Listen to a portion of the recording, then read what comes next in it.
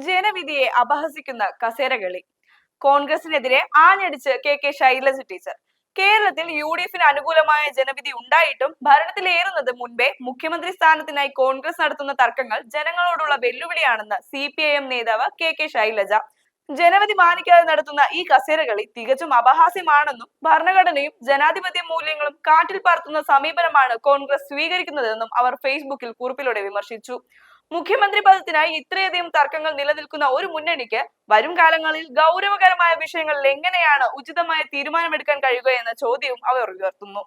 സംസ്ഥാനത്ത് നിലനിൽക്കുന്ന രാഷ്ട്രീയ അനിശ്ചിതത്വം എത്രയും വേഗം അവസാനിപ്പിച്ച് സർക്കാർ രൂപീകരിക്കാൻ കോൺഗ്രസ് തയ്യാറാകണം. അല്ലാത്ത പക്ഷം കേരളം കടുത്ത ഭരണസ്തംഭനത്തിലേക്കും അരാജകത്വത്തിലേക്കും കൂപ്പുകുത്തുമെന്നും അവർ മുന്നറിയിപ്പ് നൽകി. ജനങ്ങളുടെ അടിസ്ഥാന ആവശ്യങ്ങളെക്കാൾ ഉപരിയായി അധികാരത്തിന് വേണ്ടി ഗ്രൂപ്പ് പോര് നടത്തുന്ന രീതി ജനാധിപത്യത്തിന് ഒട്ടും ഭൂഷണമല്ല. ഭരണവിരുദ്ധ വികാരം പ്രകടിപ്പിച്ച ജനതയെ പോലും പരിഹസിക്കുന്ന രീതിയിലാണ് നിലവിലെ ചർച്ചകൾ പുരോഗമിക്കുന്നത്. LDFന്റെ പരാജയ കാരണങ്ങൾ കൃത്യമായി വിലയിരുത്തിക്കൊണ്ട് തന്നെ പാർട്ടി മുന്നോട്ട് പോകുമെന്നും ശൈലജ ടീച്ചർ വ്യക്തമാക്കി. ജനകീയ പ്രശ്നങ്ങളിൽ സജീവമായി ഇടപെട്ടും രാഷ്ട്രീയ സംഭവ വികാസങ്ങൾ ശരിയായ രീതിയിൽ ചർച്ച ചെയ്തും ജനങ്ങൾക്കൊപ്പം നിലകൊള്ളും. അധികാര വടംവലികളിൽ ശ്രദ്ധ കേന്ദ്രീകരിക്കാതെ ജനക്ഷേമത്തിന് മുൻഗണന നൽകുന്ന രാഷ്ട്രീയ ശൈലിയാണ് നാടിന് ആവശ്യമെന്നും കോൺഗ്രസ് തങ്ങളുടെ വിഭാഗീയത അവസാനിപ്പിക്കണമെന്നും അവർ കൂട്ടിച്ചേർത്തു.